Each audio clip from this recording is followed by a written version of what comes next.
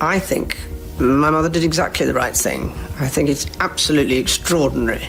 The procession had already begun when King Charles made the command no sovereign was expected to give. Music faltered, ceremonial ranks froze, and an entire royal spectacle came to a sudden standstill. Moments earlier, Meghan's furious outburst had reduced Princess Anne to tears. Now Charles faced an impossible choice: protect the dignity of the crown, or allow the public humiliation of his sister to continue unchecked. Before we go deeper into what this really means for the royal family, make sure to subscribe so you don't miss a single update. The command struck with brutal force. This state procession, a formal public journey in which the sovereign and senior royals represent national continuity, had been planned through central London with precision. Camilla waited beside Catherine as both women watched the ceremonial ranks hold position. William looked toward his father, while Harry stared at his wife. Meghan refused to retreat. She accused Anne of deliberately pushing her farther back in the procession order, the approved sequence deciding where each family member would travel or walk. The Princess Royal, a title traditionally held by the monarch's eldest daughter, tried to answer, but her voice broke. She turned away, pressed a handkerchief against her face, and trembled. Charles had watched his sister endure decades of criticism without losing her composure. Seeing Anne cry told him this wound reached far deeper. Harry reached for Meghan and quietly begged her to stop. She pulled away, convinced silence would mean accepting another calculated humiliation. Catherine moved closer to Anne, while Camilla warned Charles that the crowd would soon demand answers. William said nothing, yet his fixed expression revealed the danger. One accusation had cracked the family's ceremonial unity in public. A senior equerry stepped forward. The equerry, a royal officer responsible for ceremonial coordination, handed the king a logged account from the ceremonial office, the team managing official arrangements. It showed that Meghan's position had been changed that morning through an unsigned instruction. Anne had not authorized it. Harry's anger shifted into confusion, and Meghan fell silent as Charles read the entry twice. Charles raised his hand again and ordered every carriage, mounted unit, and marching rank to remain stationary until the instruction's source was found. This was no longer merely a family outburst. Someone had manipulated the procession and placed Anne directly in the path of Meghan's fury. As Catherine guided her toward a private chamber, Anne caught William's sleeve. Her voice was barely steady, but her warning landed with terrifying clarity. This began long before today, and as the music died outside, the people behind the palace doors were forced to confront wounds that ceremony had concealed for years. Behind the gilded doors, the crisis was no longer about where anyone stood in a procession. It was about who felt betrayed, who believed they had been silenced, and who had carried resentment into a moment designed to symbolize unity. Anne's tears shocked Charles, but Meghan's fury did not emerge from nowhere. Between them stood Harry, caught between his wife and his family once again. Anne entered the private chamber and turned away from everyone.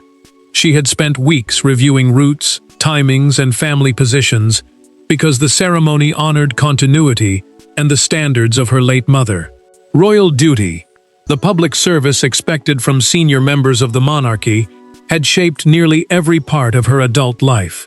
Being attacked during an event she had worked to protect felt like a rejection of everything she represented.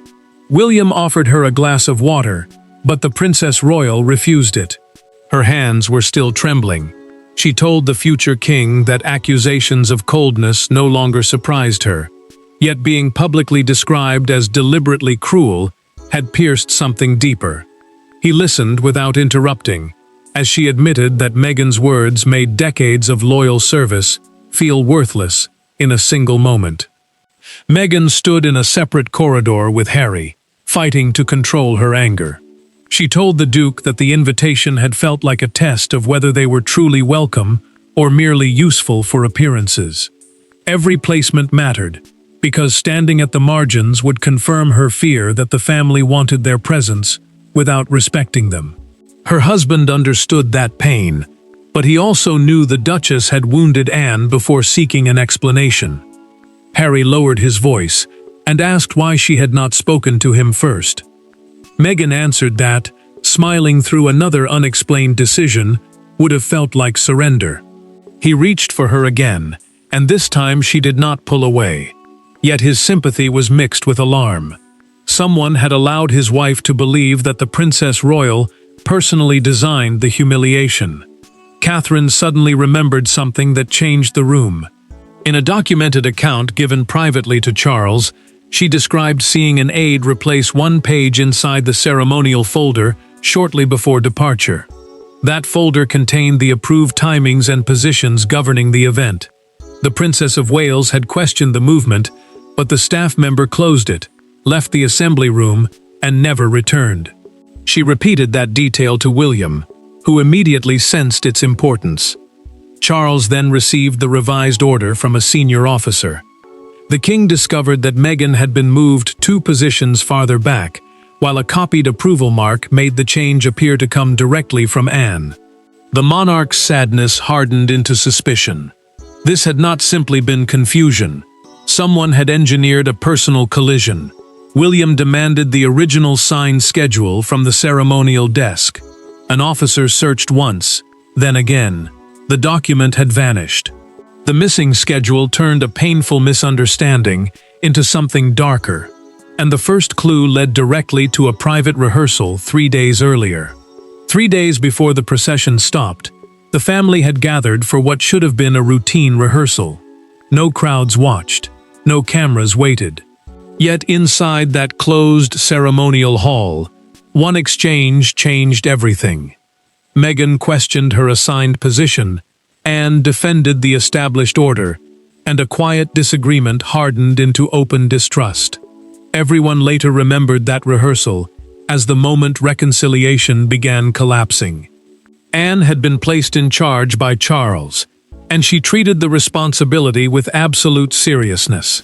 The rehearsal, a private practice used to confirm carriage positions, walking order, arrival times, and formal conduct, was meant to prevent uncertainty during the public ceremony.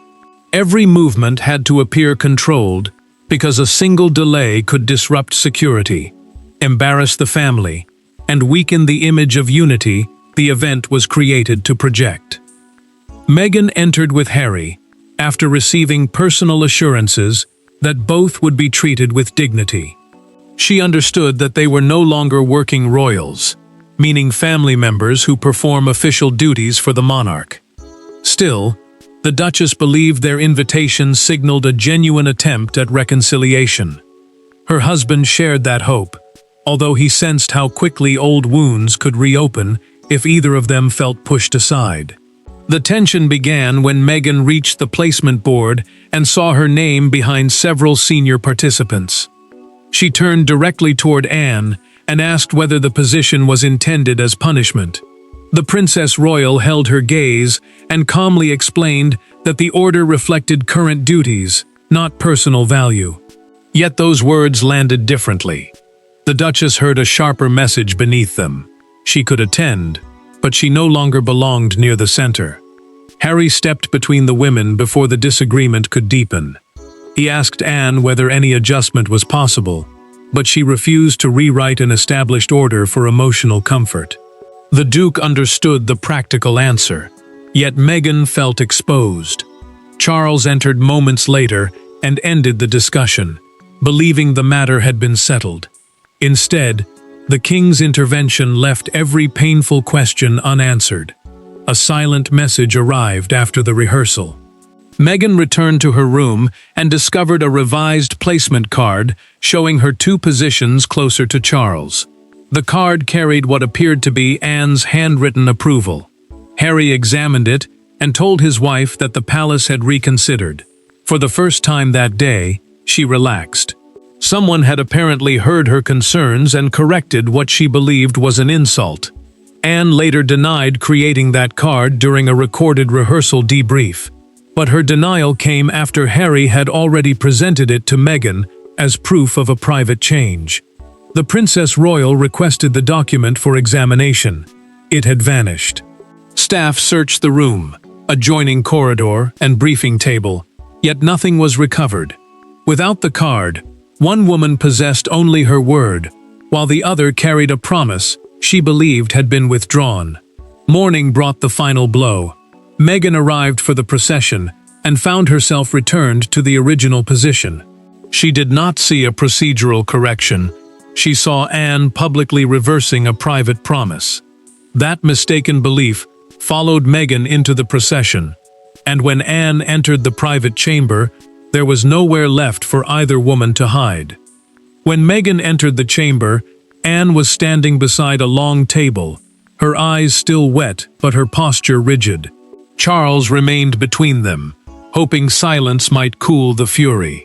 It did not. Meghan demanded to know why she had been promised one position and given another. Anne answered with equal force. She had made no promise. Then the mysterious placement card was mentioned, and every expression changed. Charles ordered the junior aides outside and allowed only Harry and William to remain. The king believed direct answers were the only way the procession could safely resume. Protocol, the established rules controlling royal conduct and ceremonial order, had failed to contain the conflict. Now honesty had to do what tradition could not. The Duke and the future king stayed, because each had seen a different version of the schedule. Meghan reached into her bag and placed the disputed card on the table. She told Anne that humiliation did not become acceptable simply because the palace disguised it as procedure. Her voice rose as years of anger poured into the room. Unexplained decisions, distant smiles, and invitations that felt welcoming until the details pushed her aside. Harry watched his wife struggle, understanding her pain even as he feared where her words were leading. Anne pushed the card back with 2 fingers. The Princess Royal said she would accept blame for every decision she had actually made, but she would not carry responsibility for promises manufactured in her name. She looked directly at Meghan and repeated that no private change had ever been approved. Charles heard certainty in his sister's voice, yet the Duchess heard another denial from a family she no longer trusted. William picked up the card and studied its approval mark. The prince had seen Anne initial countless ceremonial schedules, and one detail immediately troubled him. Her initials were reversed. Whoever had created the card had copied the mark from an older document without understanding the order in which she wrote it. He turned the paper toward Charles, and the king's expression hardened. Harry finally admitted how the card had reached him. In a recorded account given inside that chamber, the Duke explained that a palace intermediary had delivered it after the rehearsal. Such an intermediary is a trusted go-between who carries private messages without speaking publicly for either side. The messenger insisted Anne wanted to prevent another family dispute. Harry accepted the explanation because he desperately wanted to believe reconciliation was still possible. Meghan looked at her husband in disbelief. He confessed that he had never asked for written confirmation because the copied approval appeared genuine. Anne's anger shifted toward something colder. Someone had studied her habits, borrowed her authority, and used Harry's hope to prepare Meghan for betrayal. Charles walked to the chamber entrance and closed the door himself. The sound ended every argument. Nobody would rejoin the procession, he declared, until the intermediary was identified and questioned. But identifying the messenger would not be enough. Charles now had to decide whose authority could save the ceremony without destroying the family. The halted procession placed every second under pressure. Crowds waited, broadcasters searched for explanations, and senior officials urged Charles to resume before speculation overwhelmed the ceremony. Yet the king refused to move. He had seen Anne's tears and Meghan's rage. More importantly, he had seen evidence that someone had manipulated both women. Resuming without answers would preserve the spectacle while surrendering control of the truth. Charles held the final ceremonial authority, meaning only the sovereign could approve a change affecting the entire procession. But power did not make the choice simple. Security officers feared that stationary carriages could expose the family to danger. Palace officials feared the silence would weaken public confidence. The monarch also knew that restarting too quickly would protect the state occasion, a formal national event, while abandoning Anne to humiliation and Meghan to suspicion. William supported the temporary suspension. The prince argued that a delayed ceremony could be repaired, but a hidden act of manipulation would poison the family long after the crowds departed. Camilla disagreed. She warned that every additional minute invited worldwide scrutiny and could turn a private rupture into a constitutional embarrassment, meaning a scandal serious enough to damage trust in the monarchy itself. The queen consort urged her husband to restore order immediately. Charles sat alone for several seconds. He removed his glasses and pressed his fingers against his eyes, carrying the pressure of being both sovereign and brother. Anne had rarely asked him for protection, yet her tears demanded an answer he could not postpone. When the king finally looked up, exhaustion had vanished from his expression. Resolve had replaced it. Harry stepped forward and asked his father not to treat Meghan as the sole cause of the crisis. The Duke admitted that her outburst was painful and uncontrolled, but insisted she had reacted to something designed to feel like betrayal. Charles agreed that the Duchess had crossed a line. Still, the monarch said the deception that provoked her might be more dangerous because it had used Anne's authority to attack them both. A sudden finding changed the room. The ceremonial office, the palace team coordinating official timings and positions, submitted a documented security report, tracing the altered instruction to a temporary authorization code. That code had been issued from an internal communications terminal before dawn. No legitimate placement change should have passed through that machine, and the electronic record showed someone had deliberately avoided the normal approval system. Catherine then gave a recorded account of what she remembered. She had seen Camilla's deputy private secretary standing near the terminal shortly before the procession preparations began. The Princess of Wales had assumed the aide was delivering routine instructions, but now the timing felt impossible to ignore. Camilla stiffened as Charles asked whether her office had requested any change. She answered no. Charles ordered officials to bring the aide directly to the chamber. Minutes later, they returned with alarming news. The staff member had already left the palace complex. The missing aide left behind no explanation, only a trail of consequences that began striking the family before the procession could move again. After 47 motionless minutes, the procession finally began moving again. The music returned, the horses advanced, and the royal family presented the disciplined image the occasion demanded.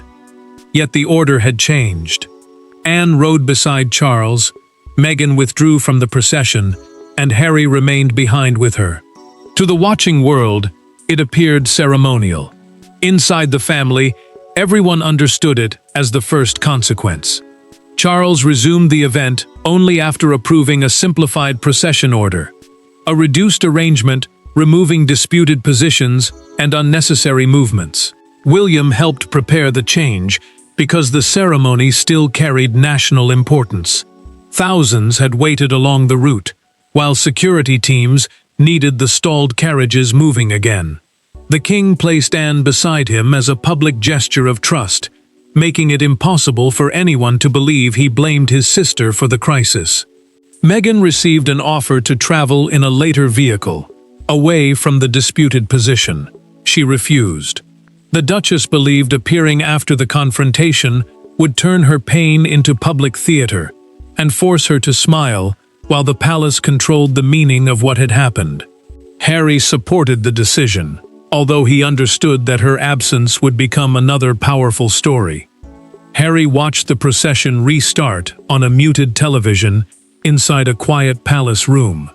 The Duke sat beside Meghan, but struggled to find words that could comfort her without excusing the damage. He felt he had failed to protect his wife from manipulation, Yet he also recognized that her public anger had broken Anne in front of the family and placed Charles under impossible pressure. Anne entered the carriage with reddened eyes and carefully controlled breathing. The Princess Royal had spent her life appearing steady during moments of national importance, but this time, composure demanded almost everything she had. Before the horses moved, Charles briefly covered her hand with his. He told his sister that she would not face the moment alone. She nodded once, and the king kept his hand there until the music began.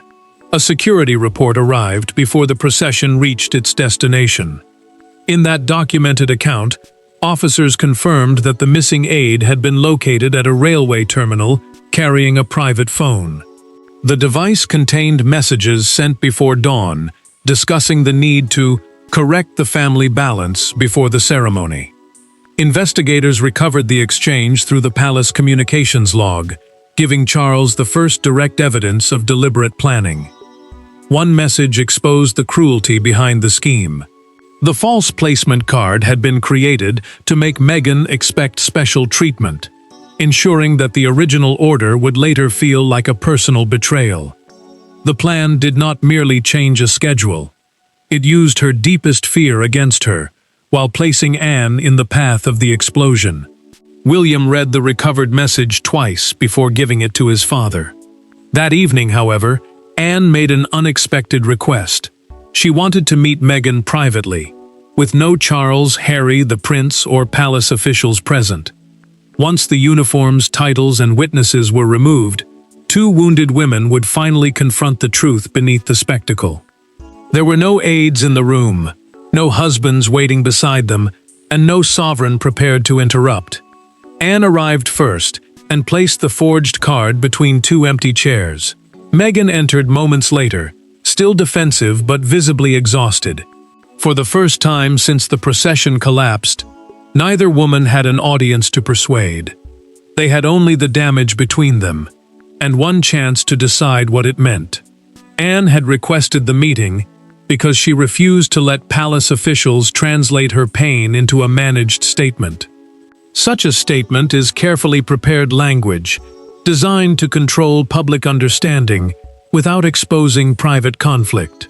The Princess Royal wanted no polished phrases and no protective distance. She wanted Meghan to hear what the accusation had done directly from the person who had endured it. Meghan had agreed only after speaking privately with Harry. The Duke told his wife that winning the public argument would mean nothing if the personal wound remained untreated. He did not ask her to abandon her anger. He asked her to separate the manipulation she had suffered from the damage she had caused. His words stayed with the Duchess as she took the chair opposite Anne. Anne spoke first.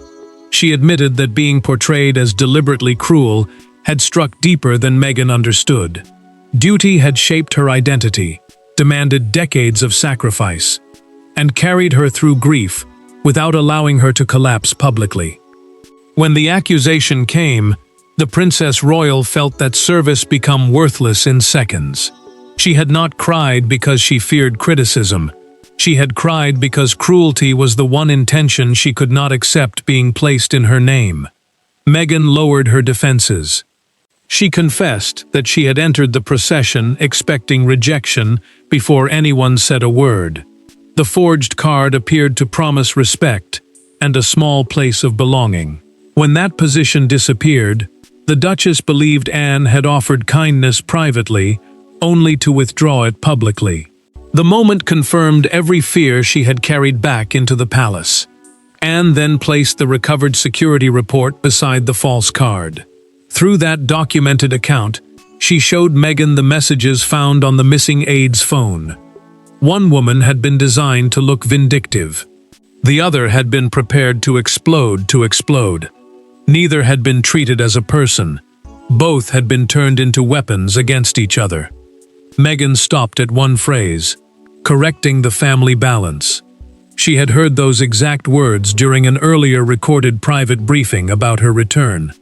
Only a small group had attended. Her recognition helped investigators confirm that the aide possessed access to confidential family discussions, and had borrowed language chosen specifically to provoke her deepest resentment. Silence changed the room. Anne did not offer instant forgiveness, and Meghan did not ask for it. Instead, the Duchess promised a direct apology without excuses. The Princess Royal accepted the promise, but Charles now faced another decision. Would that apology remain private, or would the king include it in the palace response? Their private understanding changed the family's direction, but outside the palace, a single image had already defined the crisis for millions. By nightfall, the world had reduced 47 minutes of private anguish to one unforgettable image: the royal carriage standing motionless, while Charles leaned toward a tearful Anne. The photograph appeared across television screens and newspaper websites before the palace released a single explanation. Some saw a brother protecting his sister. Others saw a monarchy whose polished discipline had finally cracked under the weight of unresolved family pain. Broadcasters replayed the halted procession again and again. They focused on the instant the military band stopped, and mounted officers received the command not to advance. The procession carried national meaning because it presented the monarchy as stable during uncertainty. Its sudden interruption challenged that image, while the absence of an explanation allowed anger, sympathy, and speculation to compete for control of the story. The palace finally released a concise statement confirming that Charles had paused the ceremony after a serious internal disruption. A palace statement is an official message issued on behalf of the royal household to establish its public position. The documented announcement also confirmed that investigators had identified unauthorized interference with the arrangements. It did not initially mention the forged card, Meghan's accusation, or Anne's tears. Harry watched the coverage beside Meghan as commentators blamed her outburst for everything. The Duke knew the public had not seen the recovered messages or understood how his wife had been manipulated. Still, he could not deny that her anger had become the defining public image of the day. The Duchess listened in silence, until one commentator called the incident an attack on Anne's dignity. Then she turned away, realizing that her pain had become someone else's humiliation. Anne received the photograph on a tablet, and immediately asked for it to be removed. The Princess Royal hated seeing her private collapse preserved as national drama. Seconds later, she stopped the aide carrying the device away. Charles's hand rested over hers in the image, and that protective gesture changed its meaning. She no longer saw only weakness. She saw proof that her brother had refused to abandon her when ceremony demanded silence. One front page captured the public mood with brutal simplicity. Beneath the frozen carriage, the headline declared, "The King said stop." Outside Buckingham Palace, crowds gathered as the official statement was read by broadcasters. When the documented announcement cleared Anne of changing Meghan's position, applause spread across the palace gates. The response was not merely support for one royal. It reflected relief that the deception had finally been named. Charles then authorized a second confirmation, stating that deliberate manipulation had occurred. The king protected every detail of the private meeting between Meghan and Anne, believing their fragile understanding should not become material for public judgment. He revealed the wrongdoing without exposing the reconciliation. The ceremony had ended, but accountability had not. Charles summoned the family to the chamber where the conflict began. Meghan understood an apology was coming. Harry knew consequences would follow. Anne prepared to hear whether truth had genuinely changed anything. The public had chosen its symbol. Now Charles had to give the family, and the monarchy, a definitive verdict. Charles did not end the crisis by pretending it had never happened. He ended it by naming each failure plainly. Meghan's public outburst had wounded Anne and damaged the ceremony. The forged instruction had deliberately provoked that explosion. Harry had trusted a message he should have questioned.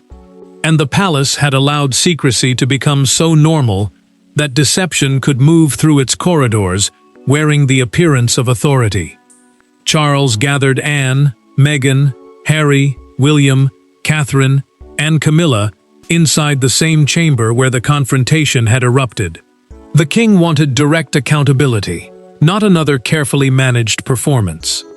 He confirmed that the missing aide had been dismissed and referred for a formal security investigation. A structured examination of whether private access and palace rules had been deliberately abused. Nobody in that room challenged the decision. William supported a new two-person authorization system, meaning no ceremonial change could become official without approval from two identified officers. Catherine argued that direct family notification must accompany every alteration, preventing forged instructions from creating another collision. Camilla agreed that her office should face the same controls as everyone else. The Queen Consort understood that protecting rank from scrutiny would only repeat the failure. Meghan turned toward Anne. The Duchess apologized without qualification for accusing her publicly and allowing anger to become cruelty. She did not blame the forged card, the missing aide, or years of resentment. She simply admitted that her words had caused pain. The Princess Royal accepted the apology, but made one condition clear: trust would not return through a single conversation. It would have to be rebuilt through consistent actions. Harry then spoke through a recorded family account, created to preserve exactly what each person accepted responsibility for. The Duke admitted that his suspicion of the institution had made him vulnerable to manipulation. He had believed the false message because it matched the betrayal he already expected. Charles acknowledged that palace secrecy had helped create that distrust. The monarch promised that future concerns involving his son would be addressed directly, without hidden intermediaries. Anne looked back at Meghan and delivered the truth neither woman could escape. Understanding the provocation did not erase the outburst, but it stopped the lie behind it from winning. The Duchess accepted that distinction without argument. She had been manipulated, yet she still remained responsible for how she responded. In that moment, accountability and compassion finally occupied the same room. Charles's decision to halt the procession no longer appeared weak. The king had refused to protect ceremony at the expense of his sister's dignity and the family's truth. William saw leadership in that choice. Catherine saw protection. Camilla saw the cost of allowing palace systems to operate without transparency, while Harry finally understood why stopping had been necessary. The procession exposed a wounded family, but it also forced honesty where silence had ruled. Anne left vindicated. Meghan left accountable but heard. Harry left chastened, and Charles emerged as a brother before a monarch. The crown endured because he stopped it long enough to confront what threatened it from within. The carriages eventually reached their destination, but the monarchy's most meaningful step that day had been Charles's decision to stop. Thanks for watching. Please don't forget to like and subscribe, and we will see you in next one.